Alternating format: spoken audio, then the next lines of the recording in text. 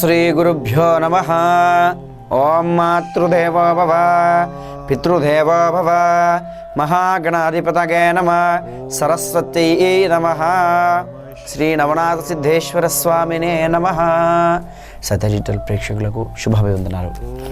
స్వస్తి శ్రీ దుర్ముఖి నామ సంవత్సరము పుష్యమాసము బహుళపక్షము తేదీ 20వ తేదీ 1వ నెల 2017వ సంవత్సరం. ఈరోజు శుక్రవారము బహుళ అష్టమి సాయంకాలము 5:54 వరకు అష్టమి ఉంటుంది. స్వాతి నక్షత్రము పూర్తిగా ఉంటుంది. అయితే ఈరోజు దుర్ముహూర్తము ఉదయం 9:06 ప్రారంభమై 9:51 వరకు దుర్ముహూర్తం ఉంటుంది. మధ్యాహ్నం 12:49 ప్రారంభమై 1:34 వరకు దుర్ముహూర్తం ఉంటుంది. అయితే అమృత గడియ ఉదయం 10:12 ప్రారంభమై ఈ మధ్యాహ్నం 12 గంటల వరకు ఉంటుంది.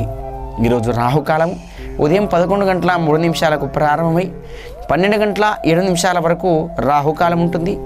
మధ్యాహ్నం 11:27 ప్రారంభమై 1:17 వరకు రాహుకాలం కొనసాగుతుంది. అయితే శుక్రవారం అష్టమితో కూడుకున్నటువంటిది. అయితే చాలామంది ఈ విషయాన్ని గమనించాలి.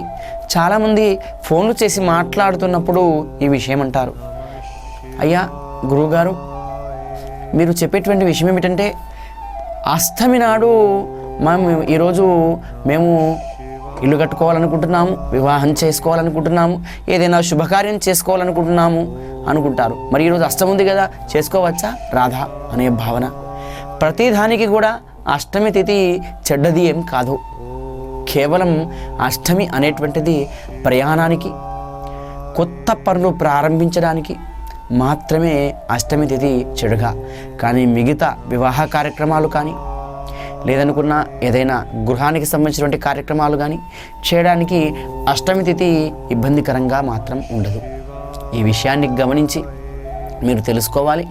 చిన్న విషయాన్ని కూడా పెద్దదిగా చేసుకొని మనసులో ఆలోచన చేసుకోవద్దు. ప్రతి చిన్న విషయానికి కూడా ఫోన్ చేయడమే కానీ, మిగతా వాళ్ళకి ఇబ్బంది పెట్టడమే కానీ, ఆలోచన చేయడమే కానీ చేసుకోవద్దు.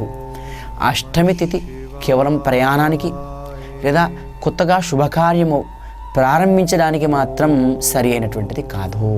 ఈ విషయాన్ని గమనించి ప్రేక్షకులందరూ కూడా మిగతా వారికి కూడా చెప్పవలసినటువంటి మనవి. అయితే ఈరోజు మేషం నుండి పడితే మీనరాశి వరకు ఈ 12 రాశుల యొక్క గ్రహచార ఫలితం ఏ విధంగా ఉందో తెలుసుకుందాం.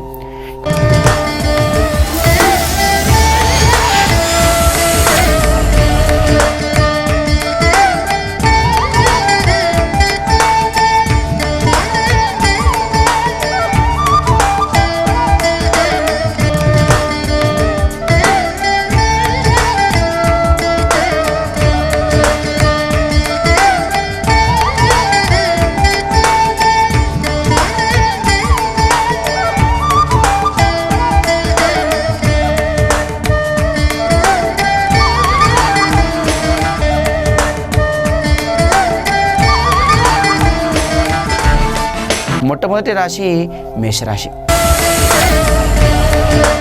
మేషరాశి వారి గ్రహచార ప్రభావం చూసినట్టయితే ఈరోజు మీరు ఇష్టమైనటువంటి యొక్క వ్యక్తులను కలుసుకోవాల్సినటువంటి అవకాశం మీలో ఏర్పడుతుంది.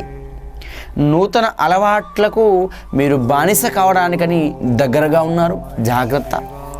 దానితో పాటు భార్యాభర్తల మధ్య పరస్పరం సహాయ సహకారాలు పూర్తి స్థాయిలో మీకు కలుగుతాయి. ఆధ్యాత్మికమైనటువంటి ఆలోచన మీలో కలుగుతుంది. మేధావుల చేత కానీ లేదంటే సంఘంలో మంచి గౌరవం ఉన్నటువంటి వ్యక్తుల చేత కానీ మీకు పరిచయాలు కలిగేటువంటి అవకాశం ఈరోజు మీకు ఎక్కువగా ఉంటుంది. ఈరోజు స్థిరమైనటువంటి ఆలోచనతో మీ మానసికమైనటువంటి ఆలోచనను మీరు పెంపొందించుకుంటారు. తర్వాత రాశి వృషభ రాశి. వృషభ రాశి వారికి సంబంధించినటువంటి ప్రభావం చూసినట్టయితే వృషభ రాశి వారికి ప్రారంభించినటువంటి పనులు మధ్యలో ఆగిపోయేటువంటి అవకాశం ఎక్కువగా ఉంటాయి. ఇరుగు పొరుగు వారి వలన కొద్దిగా నష్టాలు ఏర్పడతాయి. శత్రువుల వలన పూర్తిగా భయం ఏర్పడుతుంది. అనారోగ్య సంబంధించినటువంటి ఇబ్బందులు ఎదురవుతాయి.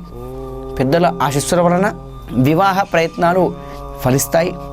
కొద్దిపాటిగా వ్యాపారం చేసేటువంటి వారికి లాభసాటిగా లాభం ఏర్పడుతుంది. పాడుబడ్డటువంటి ఆలయాలు కానీ లేదనుకున్న ఆశ్రమాల కోసం కానీ అభివృద్ధి చేయడానికని మీ ఆలోచన ముందుంటుంది. కాబట్టి ఈ విషయాన్ని గమనించగలరు వృషభ రాశి వారు. తర్వాత రాశి మిథున రాశి. మిథున రాశి వారి జాతక ప్రభావం చూస్తే స్నేహితుల వలన మీరు మోసపోయేటువంటి అవకాశం ఈరోజు ఎక్కువగా ఉంటుంది. సంతకాలు కానీ వేలిముద్రలు కానీ వేసేటప్పుడు శ్రద్ధ వహించడం చాలా అవసరం. ఇతరులు చేసినటువంటి ప్రతి పనిని మీరు బాధ్యతగా నిర్వర్తించాలి. బాధ్యతపూర్వకంగా నిర్వర్తించకపోతే సంతానం వల్ల కానీ మీ యొక్క చేసేటువంటి పనుల వల్ల కానీ ఇబ్బంది కలిగేటువంటి అవకాశాలు ఎక్కువగా ఏర్పడతాయి. రాహు కేతు యొక్క ప్రభావం మీ రాశిపైన ఎక్కువగా ఉంటుంది. కాబట్టి భగవత్ చింతనను ఎక్కువగా పెట్టడం చాలా మీకు అవసరమైనటువంటి విషయం. మిథున రాశి గురించి తెలుసుకున్నాం. తర్వాత రాశి కర్కాటక రాశి. ఈ రాశి వారికి పిల్లల విషయంలో తగిన శ్రద్ధ వహించాలి. ఇతరుల హామీలను ఇచ్చేటప్పుడు జాగ్రత్త పడడం చాలా మంచిది. ఆకస్మికమైనటువంటి ఖర్చులు, అనవసరమైనటువంటి ఆలోచనలు మీలో పెరిగి ఇబ్బంది చేసేటువంటి అవకాశం మీలో ఉంటుంది. రాజకీయ నాయకులకి తమ మాటలు మాట్లాడేటప్పుడు ప్రతిపక్షాల నుండి ఇబ్బందులు కలిగేటువంటి అవకాశాలు ఎక్కువగా ఉంటాయి. కాబట్టి ఎంతైనా కర్కాటక రాశి వారికి రాజకీయ నాయకులు జాగ్రత్తగా ఉండడం చాలా అవసరం. తర్వాత రాశి సింహరాశి. సింహరాశి వారి యొక్క జాతక ప్రభావం చూసినట్టయితే దూర ప్రయత్నాల యొక్క ప్రయాణం సఫలమవుతుంది. మిత్రులు, అన్నదమ్ములతో సంబంధాలు ఏర్పడతాయి. గతంలో చిన్న చిన్న ఒప్పందాలు చేసుకున్నటువంటి ఒప్పందాలు రద్దు అవుతాయి. అపార్థాలు చేసుకునే అవకాశం ఎక్కువగా వస్తుంది. దానితో పాటు మానసికమైనటువంటి ఒత్తిడి మీలో ఏర్పడుతుంది. రాజకీయ నాయకులకు గౌరవము, గుర్తింపు, హోదా కలిగే అవకాశం ఎక్కువగా ఉంటుంది. అధికారుల యొక్క దర్శన ప్రాప్తి మీలో కలుగుతుంది. సింహరాశి గురించి తెలుసుకున్నాం. తర్వాత రాశి కన్యారాశి. కన్యారాశి వారి జాతక ప్రభావం చూసినట్లయితే స్థిరాస్తుల విషయంలో మీరు కొనేటప్పుడు లేదా అమ్మేటప్పుడు సరైనటువంటి నిర్ణయం తీసుకోండి. అంతేకాకుండా అప్పుగా ఇచ్చినటువంటి విషయం చాలా జాగ్రత్త అవసరం. పిల్లల అభివృద్ధి కొరకై మీరు నిర్ణయాలు తీసుకోవాలి. ఉన్నత విద్య కోసమై, విదేశాలలో చదివేటువంటి చదువు కోసమై మీరు ఆలోచన చేయడం చాలా మంచిది. రాహు కేతు యొక్క ప్రభావం వల్ల మీకు కోర్టు సంబంధించినటువంటి ఇబ్బందులు ఎక్కువ కలిగే అవకాశం ఎక్కువగా ఉంటుంది. మీరు అనారోగ్య సూచన ఎక్కువగా కలుగుతుంది. అజీర్ణమైనటువంటి నరముల యొక్క సంబంధించినటువంటి వ్యాధులు వచ్చే అవకాశం ఎక్కువగా ఉంటుంది. స్త్రీల వలన కానీ లేదా మీ కుటుంబంలో ఉన్నటువంటి పెద్ద వ్యక్తితో కానీ మీకు శత్రుత్వం ఏర్పడేటువంటి సూచన ఈరోజు మీకు కనబడుతుంది. కన్యారాశి గురించి తెలుసుకున్నాం. తర్వాత రాశి తులారాశి. తులారాశి వారి జాతక ప్రభావం చూస్తే ఆధ్యాత్మిక పరంగా మీలో ఆలోచన ఎక్కువగా పెరుగుతుంది. సంపాదించిన దానికన్నా ఖర్చు ఎక్కువగా ఉన్నటువంటి బాధ మీలో ఉంటుంది. ఆర్థిక సమస్య మిమ్మల్ని వెంబడిస్తూ అధికంగా ఇబ్బంది పెడుతుంది. ప్రేమికుల మధ్య ఎడబాటు కలిగే అవకాశాలు, వివాదాస్పదమైనటువంటి నిర్ణయాలు మీరు తీసుకుంటారు. నూతనమైనటువంటి అలవాట్లకు మీరు కట్టుబడి ఉంటారు. జీవిత భాగస్వామి యొక్క ఆలోచన వల్ల ఆకస్మిక ఆదాయం మీలో పెరుగుతుంది. వృత్తి వ్యాపారాల కోసమై మీరు అభివృద్ధి పదంలో ముందుంటారు. రుణ ప్రయత్నాలు ఫలించడమే కాకుండా ప్రతి ఒక్క చేసేటువంటి పని మిమ్మల్ని ముందుండి నడిపించే అవకాశం వస్తుంది. తర్వాత రాశి వృశ్చిక రాశి. వృశ్చిక రాశి వారి జాతక ప్రభావం చూస్తే మనసులో ఈ వృశ్చిక రాశి వారికి మనసులో ఉన్నటువంటి కోరికలు పెరుగుతాయి.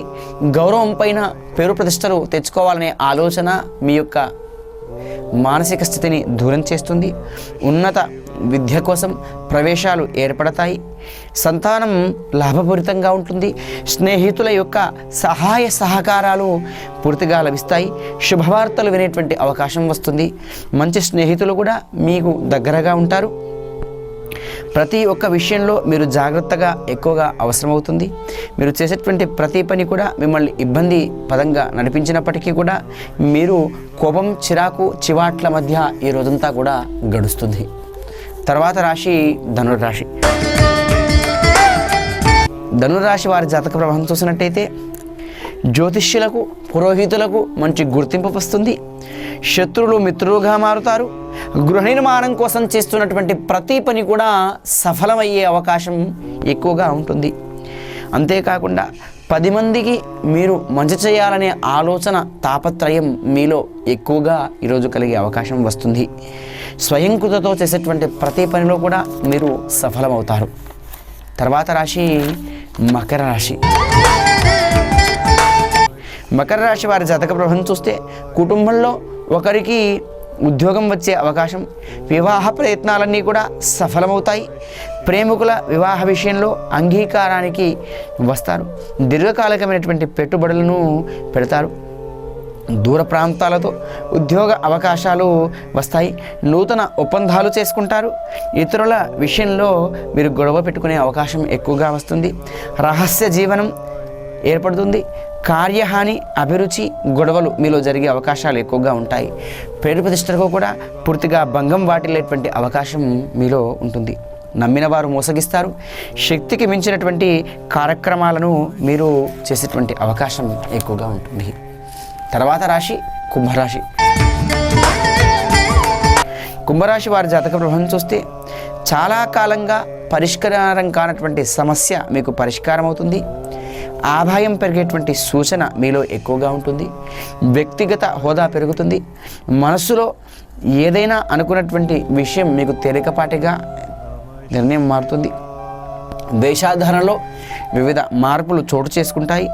భార్యాభర్తల మధ్య మీ ఎడబాటు కలుగుతుంది. వివాహ ప్రయత్నాలు అనేటువంటివి కూడా పూర్తిగా తొలగిపోయే అవకాశము. కుదిరిన వివాహాల సంబంధాలు రద్దవుట, చెడ్డవారితో కూడా స్నేహ సమాచారాలు కూడా మీకు మంచి చేసే అవకాశాలు కలుగుతాయి. ఇతరులను ఎటువంటి ఆలోచన లేకుండా సేవా కార్యక్రమాన్ని పూర్తిగా నెరవేరుస్తారు. తర్వాత రాశి మీనరాశి. మీనరాశి వారి జాతక ప్రభావం చూస్తే భార్యాభర్తల మధ్య ఎడబాటు అనేటువంటిది పూర్తిగా తొలగిపోతుంది. ఆకస్మికమైనటువంటి ఖర్చులు పెరుగుతాయి. స్థిరాస్తులు కలిగేటువంటి అవకాశం ఎక్కువగా ఉంటుంది. దూర ప్రయాణంలో ఉన్నటువంటి వారికి ప్రయాణాలు పూర్తిగా అవుతాయి. ఈ రాహుకేతుల యొక్క ప్రభావం వల్ల శత్రువుల నుండి విజయం చేకూరుస్తారు. రుణానికి సంబంధించినటువంటి వ్యవస్థ కానీ, కోర్టుకు సంబంధించినటువంటి సమస్యలు కానీ, మీకు రాజకీయమైనటువంటి సమస్యలు కానీ మిమ్మల్ని చుట్టూ ఉండి మిమ్మల్ని ఇబ్బంది పెడతాయి. కానీ రాజకీయ నాయకులకైతే మంచి పదవీ యోగం లభించాల్సినటువంటి అవకాశం ఎక్కువగా ఉంటుంది. అయితే మేషం నుండి పడితే మీనరాశి వరకు కూడా మనం ఈ యొక్క గ్రహచార ఫలితం అనేటువంటిది తెలుసుకున్నాం. మరి ఏ రోజైన విశేషంలో, నిన్నటి బాధ్యత విశేషంలో ప్రతి భార్య భర్త కూడా తన సంసారం చక్కగా సాగాలంటే ఎదుట ఇంట్లో ఉన్నటువంటి యజమాని తనకు సంబంధించినటువంటి అలవాట్లను మార్పు చేసుకోవాలనే విషయం చెబుతున్నాను.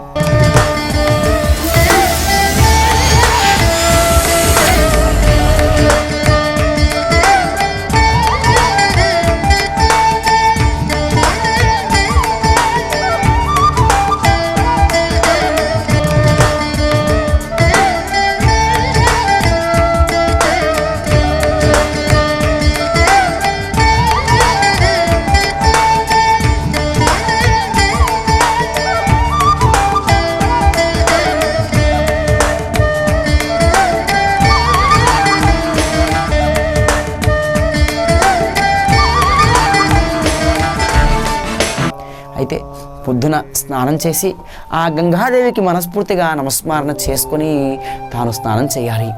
స్నానం చేసిన తర్వాత భగవంతుడి దగ్గర దీపారాధన పురుషుడు చేయాలి. చేసిన తర్వాత పిల్లలకు సంబంధించినటువంటి ప్రక్రియ, పిల్లలను నిద్రలేపడం కానీ, లేకపోతే వాళ్ళకు సంబంధించినటువంటి విద్యకు సంబంధించినటువంటి హోంవర్క్ చేశారా, ఈరోజు మీరు చేసేటువంటి పని ఏముంది, మీరు మీ కుటుంబంలో ఉన్నటువంటి వ్యక్తులు ఏదైనా కరెంట్ బిల్లు కట్టే అంశంలో కానీ, మిగతా సంబంధించినటువంటి ఏమైనా విషయంలో ఉంటే కానీ మీ పిల్లలకు ఈ బాధ్యతని కూడా కాసంత అప్పచెప్పి విద్యారంగానికి సంబంధించినటువంటి చెప్పి మీరు ఆ రోజు కార్యకృత్యంలో ఉన్నటువంటి పనులు నేర్చుకొని భోజనం చేసే అంశము కానీ, లేదన్నా మిగతా టిఫిన్ లాంటివి కానీ మీ భార్య నుండి మీరు ఆ విషయాన్ని చర్చించుకొని ఈరోజు గృహంలో ఉన్నటువంటి సరుకులు ఉన్నాయా లేవా, నేను ఇంకేమైనా చేసే అవకాశం ఏమైనా ఉందా, ఇంట్లో ఏమైనా నేను తెచ్చే వస్తువులు ఏమైనా ఉన్నాయా, బంధువులకు సంబంధించినటువంటి సమాచారం ఏమైనా ఉందా అని ఒక్కసారి భార్యతో చర్చ చేయండి. చర్చ చేసిన తర్వాత మీరు ఉద్యోగానికి సంబంధించినటువంటి వెళ్ళే ఫైల్స్ కానీ లేదా మీరు ఆ రోజు దినసరి చేసేటువంటి చర్యను కానీ గుర్తు తెచ్చుకోండి. గుర్తు తెచ్చుకొని భోజనం చేసి లేదా ఇంట్లో అల్పాహారం చేసి మీరు బయలుదేరండి. తర్వాత క్రమంలో మీరు ఇంట్లోంచి బయలుదేరి తదేకంగా మీ ఉద్యోగ వృత్తికై మీరు నిర్వర్తించండి.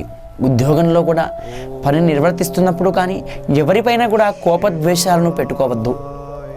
ఇతరులు ఏ విధంగా అపహాసించినా, మీ గురించి చెడుగా మాట్లాడినా కానీ మీరు ఇతరులపైన కోపం పెట్టుకోవాల్సిన అవకాశం లేదు. ఒక్క విషయం గమనించండి, మీరు పెట్టుకునే కోపం వల్ల మీరు చాలా మటుకు ఇబ్బంది అవుతారు. ఇతరులపైన అసూహ్య వలన మీ మనసు అనేటువంటిది ప్రశాంతత లేకుండా పూర్తి స్థాయిలో పోతుంది. అంతేకాదు, మీ మనసులో ఉన్నటువంటి తీవ్రమైనటువంటి ఇబ్బంది వల్ల ఒడిదుడుకులు ఎదుర్కోవాల్సిన అవకాశం వస్తుంది. మానసిక అశాంతి కలిగే అవకాశం వస్తుంది. దీనివల్ల మీరు తీవ్రంగా ఎంతో నష్టపోతారు.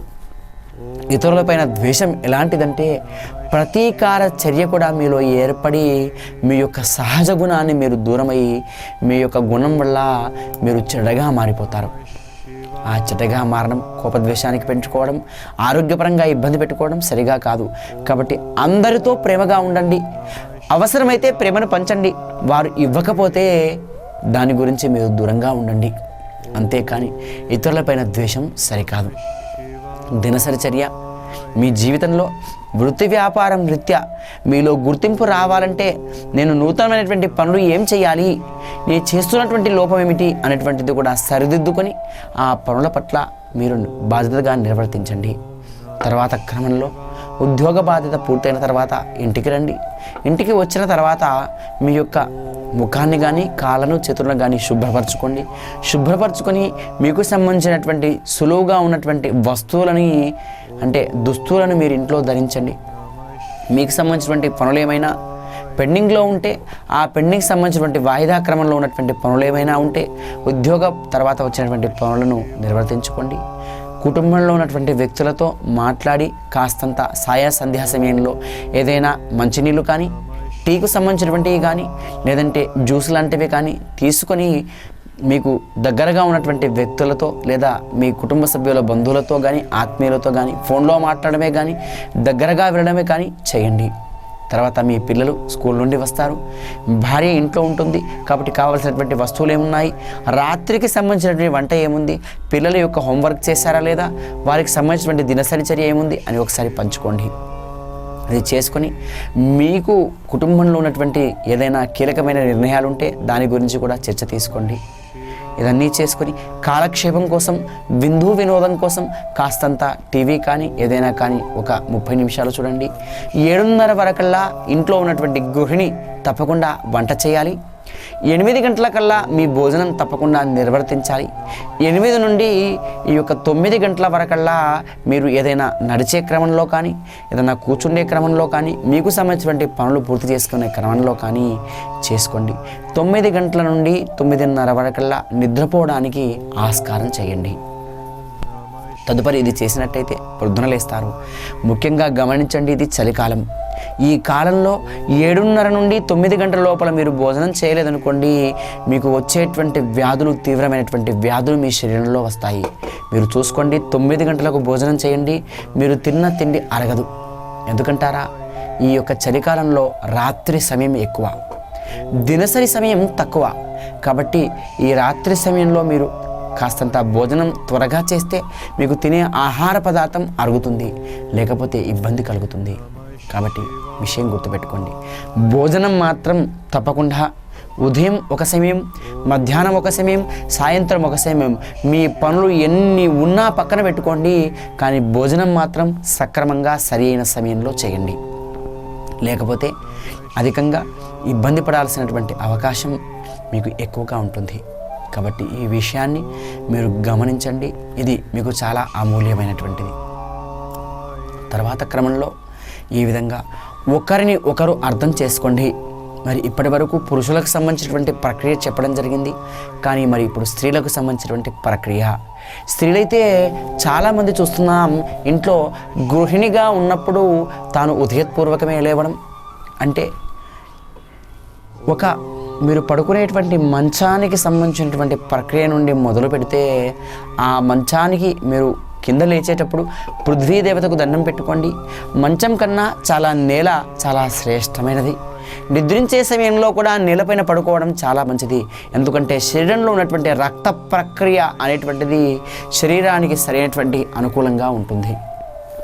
మంచం మీద పడుకునేటువంటి ఆ యొక్క నిద్ర మిమ్మల్ని ఇబ్బందిగా గురి చేస్తుంది. మెత్తటి పరుపు సరిగా కాదు, కాస్తంత కటువుగా ఉన్నటువంటి పరుపు అంటే ఉన్నటువంటి నేలనే మీకు చాలా సులువైనటువంటిది. ఈ విషయాన్ని గమనించండి. ప్రొద్దున్నే లేచి మీరు భూమాతకు దర్శనం చేసుకొని భూదేవికి దండం పెట్టుకొని తర్వాత మొట్టమొదటిగా కాలకృత్యాలు తీర్చుకొని మొదలుగా మీ ఇంట్లో ఉన్నటువంటి వాకిలి కానీ లేదంటే పాచికి సంబంధించినటువంటి ఈ యొక్క బోళ్ళు కానీ ఏమైనా బట్టలు ఉతికేటువంటి పని కానీ ఉంటే త్వరగా తీసుకోండి. లేదనుకున్న బోళ్ళు శుభ్రం చేసుకొని ఇవి ఇంట్లో ఉన్నటువంటి ఈ యొక్క పొయ్యి అంటే అగ్ని వెలిగించే దగ్గర ఉన్నటువంటి ప్రక్రియను శుభ్రంగా చేసుకొని స్నానం చేయండి. ఆ స్నానము చేసిన తర్వాత క్రమంలో ఉతికినటువంటి వస్తువైనటువంటి దుస్తులు ధరించి ఆ వస్తువులను సరైనటువంటి క్రమంలో పెట్టుకొని అక్కడ మంచినీళ్ళు తెచ్చుకొని ఆ మంచినీళ్ళతో దినసరి చర్యగా నీళ్ళని మొట్టమొదటిగా పొయ్యి పైన పెట్టుకొని దాన్ని వేడి చేయండి. ఆ వేడి చేసినటువంటి క్రమంలో దాంట్లో పాలను పొంగించండి. పాలు పొంగిన తర్వాత మాత్రమే ఆ సంబంధించినటువంటి టీ సంబంధించినటువంటి చాయపత్తి కానీ లేదా కాఫీ కానీ వేసి మీ ఇంట్లో ఉన్నటువంటి వారికి టీ కాఫీలు అందచేయండి. వారితో అందచేయడమే కాకుండా మీరు కూడా టీ తాగండి. టీ తాగడం వల్ల ఏమవుతుంది, జఠరాగ్ని అనేటువంటిది పెంపొందిస్తుంది. పూర్వకాలంలో పాలే తాగేవారు. ఏమనేటువంటి వారు, గంగిగోవు పాలు కడివెడైనానేమి కరము పాలు, గంగిగోవు పాలు గరిడైనా చాలు అంటున్నారు. అంటే ఆవు యొక్క పాలు గరిడైనా కానీ బాగుంటుంది, ఈ యొక్క గాడిద పాలు కొండైనా కానీ ఏమీ లాభం లేదు అంటుంది శాస్త్రం.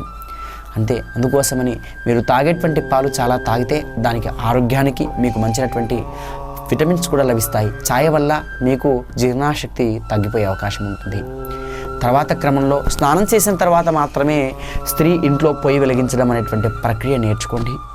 ఆ నేర్చుకున్న తర్వాత ఇంట్లో ఉన్నటువంటి స్త్రీ చక్కగా ఆ పొయ్యి వెలిగించిన తర్వాత ఆ వంటకు సంబంధించినటువంటి ప్రక్రియ ప్రారంభించాలి. పిల్లలు పోయేటప్పుడు కాస్తంత మీ పిల్లల కోసం ఆలోచన చేసి మీ పిల్లలకు సంబంధించినటువంటి ప్రక్రియలో ఏదైనా అల్పాహారము కానీ లేదంటే భోజన పదార్థము కానీ తయారు చేసి పిల్లలకు కాస్తంత తినబెట్టండి. చిన్నపిల్లలైతే మీరు మీ చేతితో తినబెట్టండి. తల్లి తినబెట్టేటువంటి గోరుముద్ద చాలా పవిత్రమైనది. అది అందరికీ కూడా యోగ్యత ఉండదు. శివుడికి కూడా ఆ ప్రక్రియలో పాపం ఆ యోగ్యత లేనటువంటి వాడు శివుడు.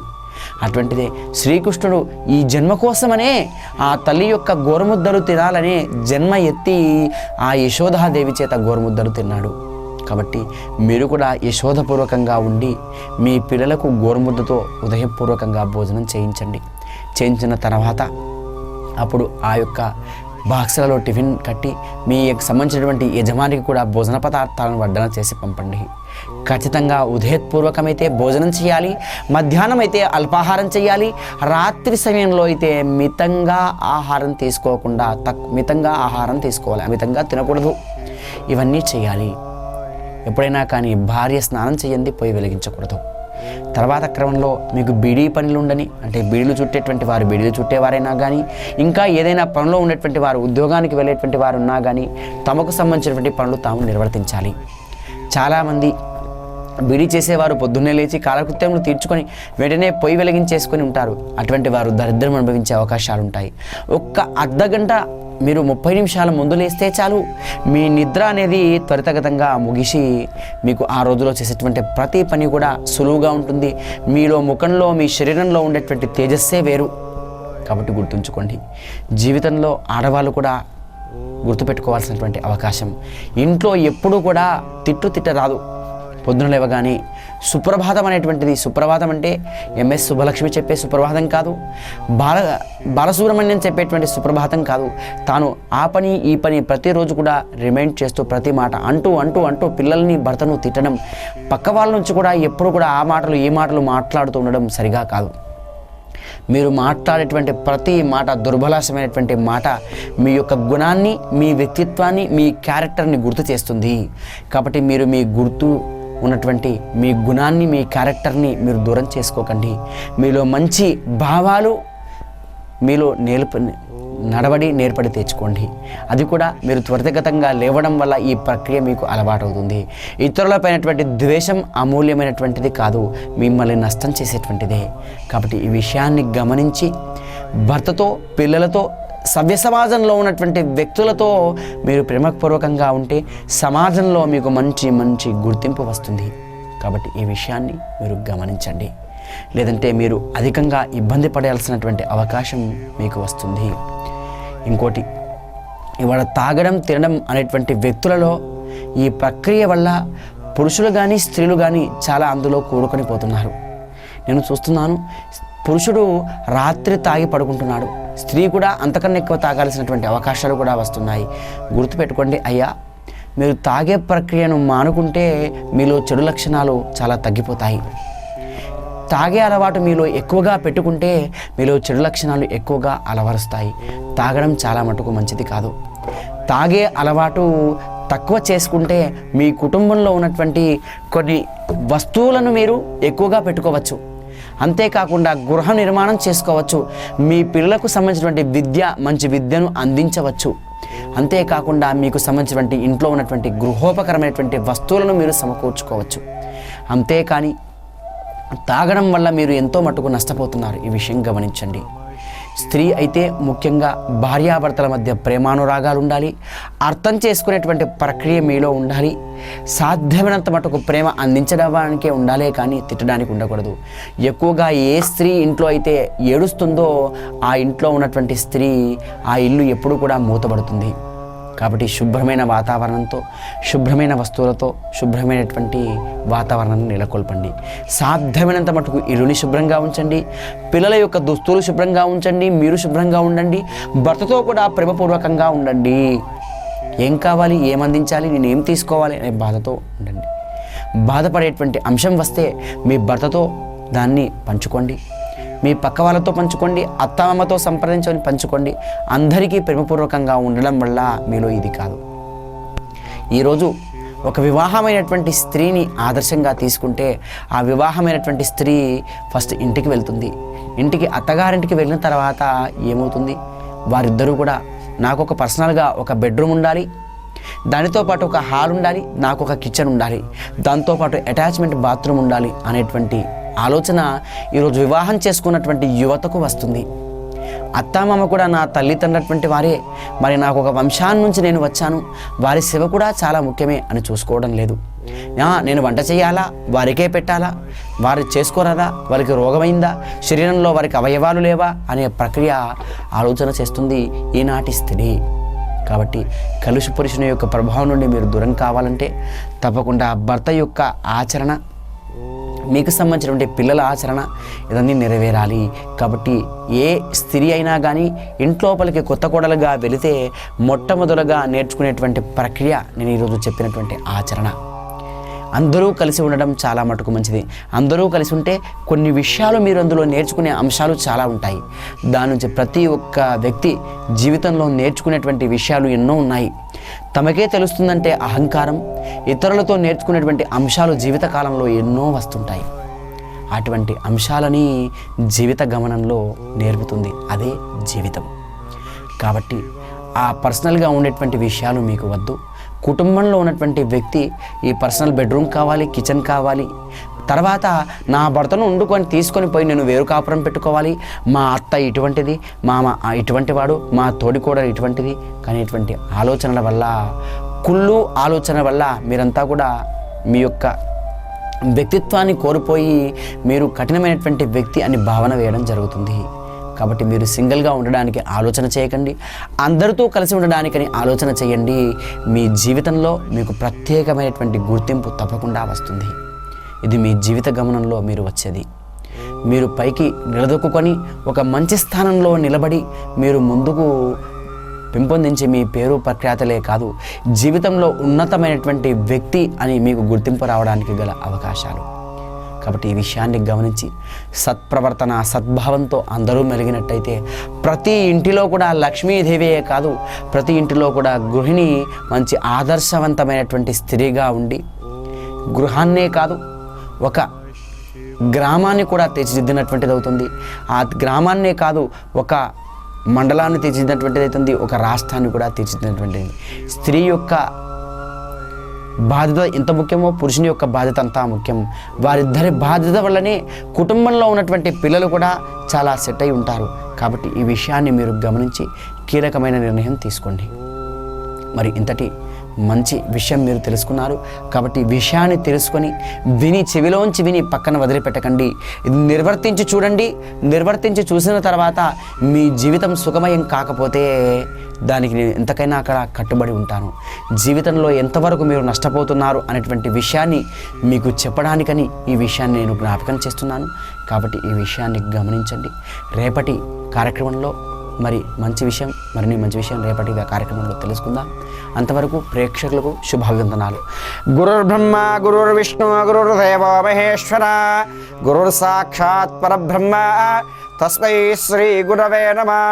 లోకా సమస్త సుఖినో భవంతు. తథాస్తు.